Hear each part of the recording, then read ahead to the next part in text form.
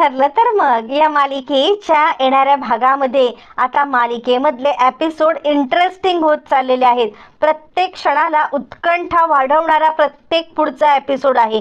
पुढे काय होणार हेच कळत असताना मस्तपैकी आता दामिनी देशमुख यांची जी काही ढासू एंट्री झालेली आहे त्या एंट्री नंतर आता मालिकेची समीकरणं बदलणार.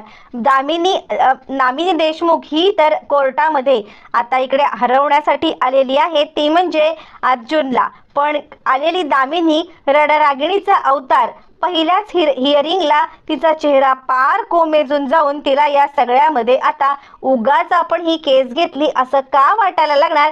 पहिल्याच हिअरिंगला दामिनीला कसा अर्जुनने झटका दिलाय, नक्की काय घडलंय, साक्षीच्या खुनाचं अर्ध सत्य समोर आलेलं आहे, पुरावे अर्जुनच्या बाजूने कसे आहेत, सगळं या व्हिडिओमध्ये पाहू. इकडे आता प्रियाने अर्जुनचं तुटकमुटकं बोलणं ऐकलेलं असतं. केसच्या संदर्भात काहीतरी खूप मोठा आपल्याला हाती पुरावा लागलाय हे तिला समजलेलं असतं की अर्जुनच्या हाती काहीतरी पुरावा लागलाय. मग मात्र या सगळ्यामध्ये आता ती विचार करते, नाही काहीही झालं तरी सुद्धा मला या सगळ्यामध्ये आता काहीतरी माहिती काढली पाहिजे आणि अर्जुनला काहीतरी गोष्ट अशी समजले ज्याच्यामुळे तो गडबडलाय, ही गोष्ट मला आता महिपतला सांगायला पाहिजे. अर्जुन तोपर्यंत सायलीला वरती घेऊन जा. सायली सांगते, सर सांगा ना काय अशी गोष्ट घडली त्याच्यामुळे तुम्ही इतके चिंतेमध्ये आहात, तुम्ही तडकाफडकी मला वरती घेऊन आलात. यावरती मग आता सांगायला लागतो अर्जुन, तशीच गोष्ट आहे म्हणून मी तुम्हाला वरती घेऊन आलोय. यावरती सायली म्हणते, माझा जीव घाबरा होतोय. अर्जुन म्हणतो, मला सुद्धा आता धडकीच भरले.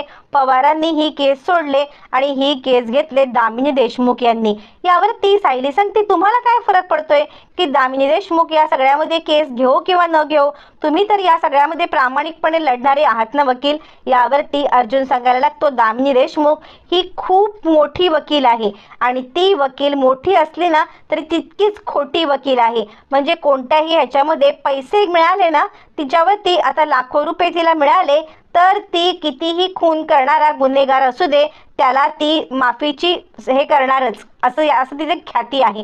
त्यामुळे मला चिंता वाटते की मधुभाऊंच्या केसमध्ये खोटे नाटे पुरावे गोळा करून ती तिचा सगळा कसब पणाला लावणार. यावरती आता इकडे सायली सांगते, या गोष्टीची तुम्ही चिंता करू नका. आपली बाजू जर का सत्याची आहे तर या सगळ्यामध्ये आपल्याला कुणाला घाबरायची गरज नाही. असं म्हटल्यावरती मग आता इकडे सांगायला लागतो अर्जुन, ती गोष्ट तुमची जरी खरी असली ना तरी त्याच्यासोबतचं एक सत्य हे आहे की आपल्याला या सगळ्यामध्ये दामिनी देशमुखची घाबरण्याचं कारण नसलं तरी दामिनी देशमुख ही माझी वैयक्तिक शत्रू आहे. याआधी सुद्धा एका केस संदर्भात आमची गाठभेट होता राहिलेली आहे आणि तो राग ती काढण्यासाठी मधुभाऊंना या केसमध्ये काहीही करून अडकवणार. आपली बाजू जरी सत्याची असली ना तरी सत्य समोर यायला खूप वेळ लागतो, तोपर्यंत खोटं मुखवटा घालून अख्ख्या जगात फिरून आलेलं असतं आणि म्हणून मला चिंता वाटत आहे. असं म्हटल्यावरती मग आता इकडे सायली सांगायला लागते, मला माझ्या देवावरती विश्वास आहे, सत्य समोर येणारच. तोपर्यंत प्रिया आता फोन करून लगेचच सांगायला लागते की महिपत शिकरेला सांगते, अण्णा सर अहो काहीतरी गडबड आहे. म्हणजे या सगळ्यामध्ये आता मला जी माहिती कळले ना ती माहिती मी तुम्हाला सांगते आहे. म्हणजे या सगळ्यामध्ये अर्जुन काहीतरी त्याला अशी केसच्या संदर्भात माहिती मिळालेली आहे की त्या केसच्या संदर्भात तो आता थोडासा गडबडलाय आणि तो थोडासा गडबडून या सगळ्यामध्ये त्याने आता घाबरलाय की काहीतरी त्याला माहिती समजले. यावरती महिपत म्हणतो, घाबरायलाच पाहिजे, त्याला हे समजलं असेल की दामिनी देशमुख यांनी ही केस घेतलेली आहे. यावरती आता इकडे महिपत खुश होतो, चला काही का असे ना पण आता हा घाबरला ना, बरं झालं हा घाबरला ते. असं म्हणल्यावरती प्रिया सांगते, ठीक आहे पण या सगळ्यात काही धोका तर नाहीये ना. यावरती तो सांगायला लागतो, धोका तर आहे पण आपल्याला नाही, त्या मधुकर पाटलाला.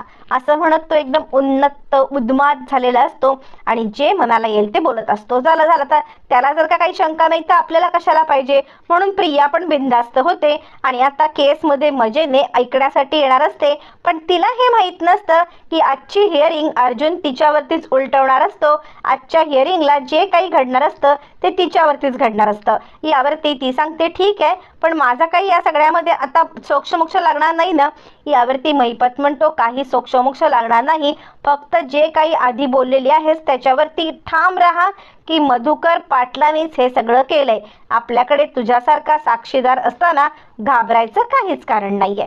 असं म्हटल्यावरती प्रिया एकदम कॉन्फिडंट होते आणि हाच कॉन्फिडन्सपणा किंवा हाच ओव्हर कॉन्फिडन्सपणा तिला या सगळ्यामध्ये नडणार असतो. तिलाच काय, महिपत शिकरेला पण नडणार. आता इकडे केसचा दिवस उजाडतो. या केसच्या दिवसाला जी हिअरिंग असते त्या हिअरिंगच्या दिवशी आता सगळे जण जमलेले असतात, पण दामिनी देशमुख काही आलेली नसते.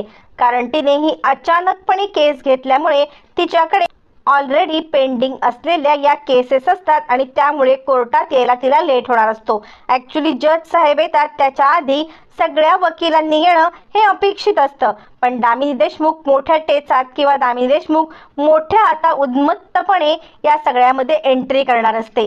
ज्या वेळेला दामिनी देशमुख अजूनही आलेला नाही तेव्हा इकडे जज साहेब विचारणा करतात, काय झालंय, म्हणजे ॲडव्होकेट पवार का नाही आले. यावरती महिपत सांगायला लागतो, ॲडव्होकेट पवारांनी ही केस सोडले आणि आम्ही दुसऱ्या वकिलांना ही केस दिले.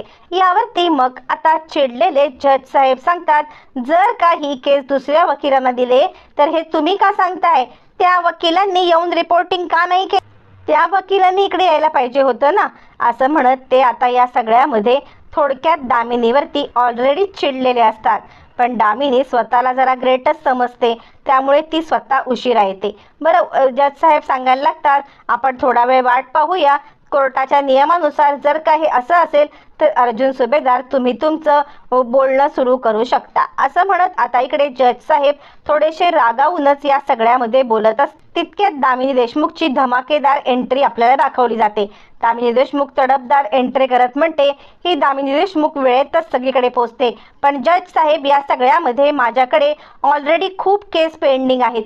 तुम्हाला सुद्धा माहिती आहेत की या सगळ्यामध्ये जितक्या केसचे निकाल तुम्हाला लावायचे नसतील तितक्या केस मला लढण्यासाठी आहेत आणि ही अचानकपणे केस घेतल्यामुळे मला आता या सगळ्यामध्ये हे करावं लागतं. 100 अपराधी सुटले तरी चालतील, पण एका निरपराधाला शिक्षा व्हायला नको आणि या कारणासाठी मी ही केस घेतलेली आहे. कारण साक्षी शिकरे यासारखी एक निरपराधी मुलगी जी तिच्या वयाच्या अशा टप्प्यावरती आहे की तिला या सगळ्यामध्ये बरंचसं काही करायचं आहे आणि त्याच वेळेला तिच्यावरती झालेल्या घाणेरड्या आरोपामुळे ती या सगळ्यामध्ये अडकणार असेल तर मला ते मान्य नाही. असं म्हणत जबरदस्त भाषण देत दामिनीची एंट्री झाल्यावरती मग जज साहेब सांगतात, ठीक आहे, पण वेळेमध्ये कोर्टात या. पहिल्यांदा ही वेळ आहे म्हणून तुमची ही काही जी काही चालले ना भाषणगिरी ही चालवून घेतली जाईल, पण यापुढे कोर्टामध्ये वेळेतच तुम्हाला यायला पाहिजे. असं म्हटल्यावरती आता इकडे केस सुरू करण्यासाठी सांगितलं जातं. त्यावेळी अर्जुन डायरेक्ट त्या म्हणजे त्या आता कॅफेमधलं CCTV फुटेज न आणता या सगळ्यामध्ये काही आता वेगळे व्हिडिओ आधी समोर आणतो. अर्जुन सांगतो, मी ज्या वेळेला बाकी सगळे पुरावे आणेन त्याच्या आधी मला या सगळ्यामध्ये कोर्टासमोर काही व्हिडिओ दाखवायचे आहेत, ते सगळे व्हिडिओ आधी बघून घे. सगळ्यात पहिला ऑडिओ असतो. त्या ऑडिओमध्ये साक्षी आणि आता महिपत त्याचबरोबर प्रिया हे तिघजण आता एकाच कॉलवरती बोलत असतात.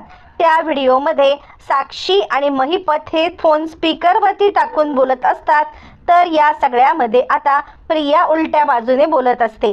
हे सगळं चालू असताना मग मात्र आता या सगळ्यामध्ये प्रिया सांगत असते की मी या सगळ्यामध्ये कोर्टामध्ये तुमच्या बाजूने साक्ष देणार आहे.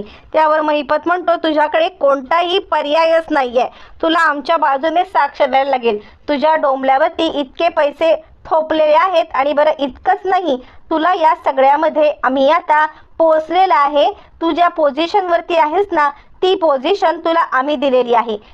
हे आता तिकडे व्हिडिओ रेकॉर्ड प्ले केल्यावरती ऑडिओ रेकॉर्ड प्ले केल्यावरती दामिनी देशमुख तडफदारपणे उठतात. काय चाललंय हे सगळं, म्हणजे हा ऑडिओ मॉर्फ केलेला आहे.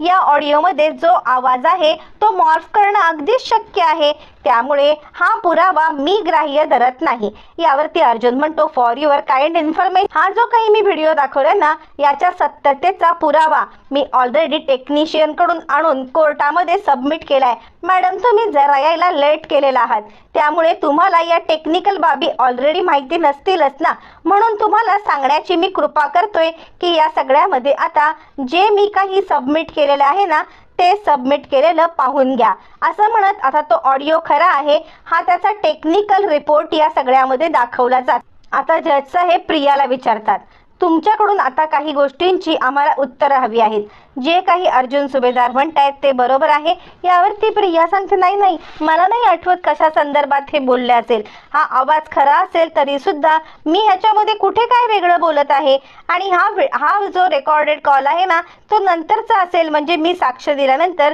त्यांनी माझे आभार मानण्यासाठी कदाचित हा व्हिडिओ म्हणजे हा रेकॉर्ड केला असेल कॉल, किंवा हा मला कॉल केला असेल। बरं, एक पुरावा झाल्यानंतर मग अर्जुन दुसरा पुरावा सादर करतो, तो म्हणजे महिपत शिकरेचा व्हिडिओ। महिपत शिकरे ह्या व्हिडिओमध्ये सांगत असतो की काहीही झालं तरी मधुकर पाटलाची या पेपरवरती सही घ्या, मधुकर पाटलाची या पेपरवरती सही घेतली की मधुकर पाटलाला संपवून त्याने माझ्या मुलीला या सगळ्यात खोटं अडकवलंय, खोट्या ह्याच्यात अडकवलंय हे सुद्धा सिद्ध होईल, आणि त्या मूर्ख प्रियाला सांगा, प्रियाला या सगळ्यामध्ये आता मधुकर पाटील कुठे लपलाय हे विचारायला सांगा। हा दुसरा व्हिडिओ। आता प्रिया गडबडते, प्रिया आपलं एक्सप्लेनेशन द्यायला लागते आणि ती सांगते, प्रिया म्हणतायत ना ते, मी कुठे आहे, म्हणजे मीच प्रिया, हे कसं काय सत्य होईल, समोर येईल? तुम्ही काहीही माझ्यावरती आता या सगळ्यामध्ये आरोप करताय, अर्जुन सुभेदार तुम्ही वकील असाल तरी माझ्यावरती आरोप करू शकत। यावर दामिनी म्हणते, हो तुम्ही या अशा प्रकारे प्रेशर आणू शकत नाहीये, मला तुम्हाला इतकंच सांगायचं आहे की खरंच तुमच्याकडे ठोस पुरावा असेल तर बोला अर्जुन सुभेदार, नाहीतर पहिल्याच हिअरिंगला ही केस क्लोज झाली म्हणून आता या सगळ्यामध्ये तुम्ही डिक्लेअर करून टाका, तुमच्याच्याने ही केस लढणं नाही। अर्जुन म्हणतो, हो दामिनी देशमुख, मला माहिती आहे तुम्हाला ही केस क्लोज करण्याची किती घाई लागलेली असली तरी सुद्धा मी ही केस अशी क्लोज होऊ देणारच नाहीये ना, मी या सगळ्यामध्ये विचार करूनच ही केस क्लोज करणार आहे असं म्हणत मग मात्र आता इकडे दामिनीला अडकवण्यासाठी अर्जुनने हा केलेला प्लॅन जज साहेब सांगायला लागतात, अर्जुन सुभेदार तुमच्याकडे अजून कोणता असा पुरावा आहे का? यावरती अर्जुन म्हणतो, सगळ्यात शेवटचा जो पुरावा मी अजूनही कोर्टासमोर आणलेला नाहीये तो पुरावा मी कोर्टासमोर आणू इच्छितो असं म्हणत अर्जुनने धमाकेदार पुरावा सादर करत आता कोर्टाला सगळं सत्य समोर आणलेलं असतं आणि त्या सत्याचा कोर्टासमोर उलगडा होतो। तो पुरावा म्हणजे आता प्रियाच्या विरुद्धचं असतं, ते म्हणजे CCTV फुटेज, आणि हे CCTV फुटेज कोर्टासमोर आणलं जातं। त्या CCTV फुटेजमध्ये 2 वर्षापूर्वीची प्रिया ही आता पैसे घेताना पकडली जाते। जेव्हा 2 वर्षापूर्वीची प्रिया ही पैसे घेत असते हे ज्या वेळेला समोर येतं त्यावेळेला मग मात्र प्रिया गडबडते। अर्जुन सांगायला लागतो, बघा हे CCTV फुटेज मला कोर्टासमोर आणायचं होतं। यावरती सायली सांगते, हे 2 वर्षापूर्वीची घटना।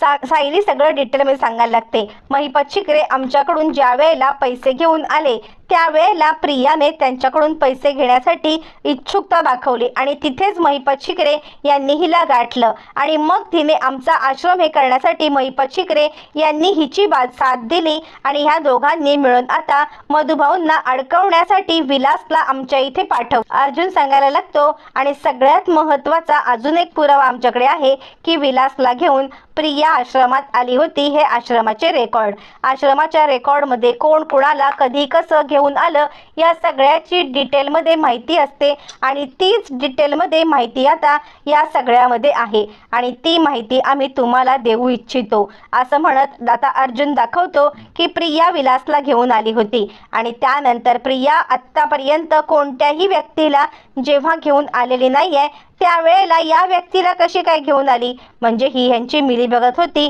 आणि विलास हा माणूस महिपत शिकरेचा आहे याचा पण पुरावा आहे।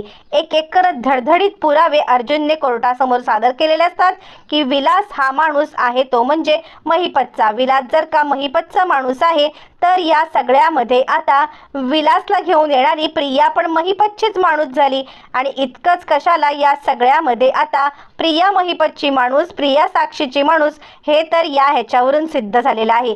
त्यामुळे ही एक ओपन अँड शट केस आहे।